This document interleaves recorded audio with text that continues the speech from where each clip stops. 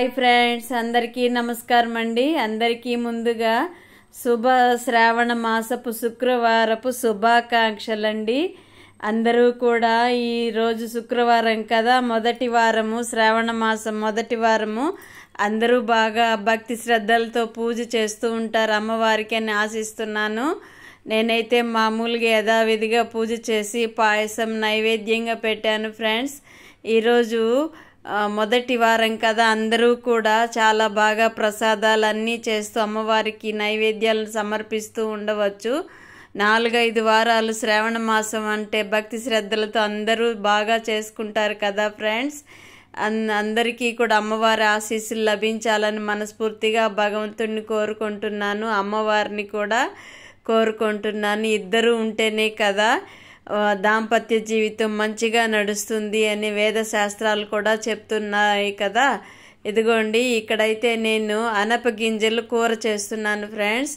మొన్న షార్ట్ పెట్టాను కదా, నిన్న వీడియో అప్లోడ్ చేయలేదు. రోజు కూడా పెట్టాలని ప్రయత్నం చేస్తున్నాను, కానీ హెల్త్ ఇష్యూస్ వల్ల కొంచెం లేట్ అవుతున్నాయి వ్లాగ్స్. ఏమనుకోకండి, అంటే నా వ్లాగ్స్ చూసే వాళ్ళు అతి తక్కువ మంది అయినా సరే వాళ్ళకి నేను మనస్ఫూర్తిగా నా వైపు నుంచి ప్రశ్నకి సమాధానం చెప్పుకోవాలి కదా. మాకు మెడిటేషన్ క్లాసుల్లో నేర్పిస్తూ ఉంటారు, ఎదుటి వాళ్ళకి మనసులో మన గురించి ప్రశ్నలు అనేది రాకుండా మన వ్యక్తిత్వం ఉండాలి, అది మంచిగా పరివర్తన చేసుకోవాలని చెప్తూ ఉంటారు. ఇక్కడ అనపగింజల కూరకి 2 యాలకులు, టమోటాలు, కొత్తిమీర, అలాగే ఇది పట్ట, అందులో కొంచెం అదేదో అనాస మొగ్గనుంది అది కొంచెం వేస్తున్నాను. అలాగే లవంగాలు 2 వేసాను. అన్నీ కలిపి మిక్సీ పట్టేస్తాను, జీడిపప్పులు వేసి మిక్సీ పట్టేస్తాను ఫ్రెండ్స్. అంతా మెత్తగా పేస్ట్ చేసుకుని, టమోటా అయితే ఒక్కటే వేసాను, మరి టమోటాలు ఎక్కువ వేస్తే పుల్లగా అవుతుంది కదా అని అలా చేస్తాను ఫ్రెండ్స్. ఎక్కువ టమోటాలు వేయని ముద్ద కూరలకి.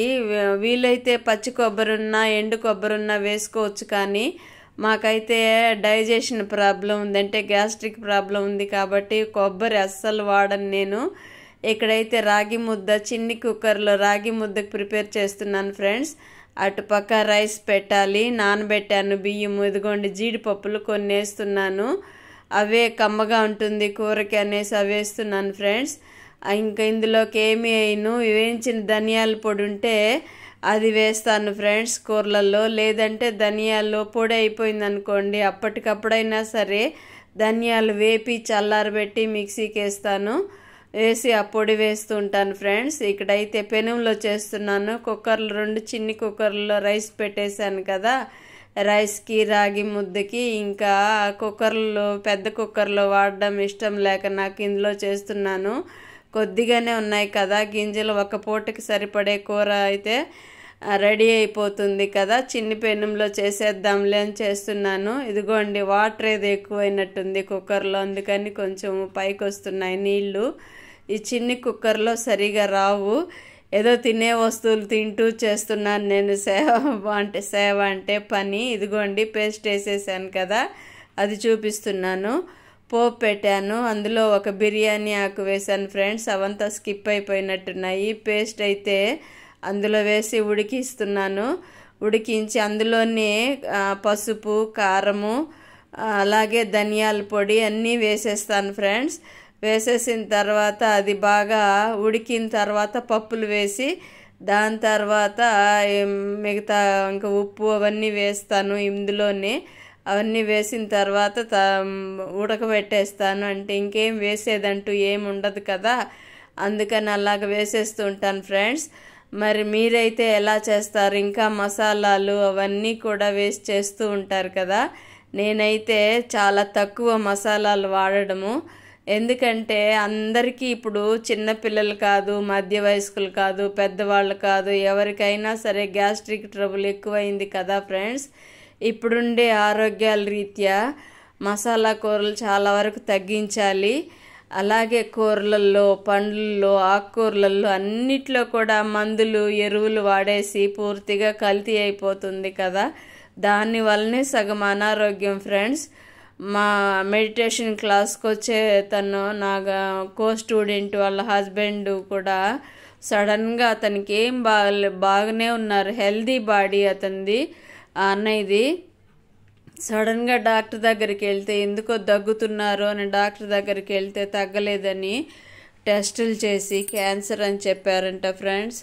అసలు ఎంత బాధేసిందంటే మాకందరికీ కూడా. తెలిసిన 15 రోజుల్లో చనిపోయారు ఫ్రెండ్స్. ఈ మధ్య వ్లాగ్లో కూడా చెప్పాను మీకు. ఇదిగోండి ధనియాల పొడి వేస్తున్నాను. అంటే మనం తినే ఆహారంలోనే ఈ కలుషితాలు చేరి అలాగైపోతుందో ఏమో. అన్నయ్యకి ఏ అలవాట్లు లేవు, మరి అలాంటి వాళ్ళకి అలాగా అయిందంటే ఆశ్చర్యం కదా. ఏదైనా అలవాట్లు ఉంటే సరే అనుకోవచ్చు. తనైతే చాలా చాలా బాధపడుతున్నారు. ఎవరికైనా బాధే కదా ఫ్రెండ్స్ అలాగవడం అంటే. మంచిగా ఆరోగ్యంగా ఉండేవాళ్ళు సడన్గా 15 రోజుల్లో అలాగా ఇదైపోయారు అంటే తేరుకోలేని దెబ్బే కదా ఫ్రెండ్స్. ఇదిగోండి ఇంకా ఆ మసాలా జార్లో నీళ్ళు కొద్దిగా పోసి అందులోకి వంపేసాను ఫ్రెండ్స్. ఇంకా గింజలు వేస్తున్నాను, కొద్దిగానే నీళ్ళు వేసాను అందులో. ఇంకా గింజలు వేసేసి కొద్దిసేపు కలిపెట్టి సరిపడినన్ని నీళ్లు పోసి మూత పెట్టేసామంటే కూర రెడీ. రాగి ముద్ద, అనపగింజల కూర. ఉదయం కాకరకాయ ఫ్రై చేశాను ఫ్రెండ్స్. అది ఇంకేం చేయట్లేదు నేను. రోజు రోజుకి కూరలు చేయడం కూడా తగ్గించేస్తున్నాను. రాగి ముద్ద అయితే చూపెట్టలేదు. ఇదిగోండి రైస్, వేడి వేడి రైస్ తయారైపోయింది. అలాగే అనపగింజల కూర మసాలాలు తక్కువ వేసి చేశాను కదా. సో యమ్మీ యమ్మీ. వ్లాగ్ నచ్చినట్లయితే like, share, subscribe please friends.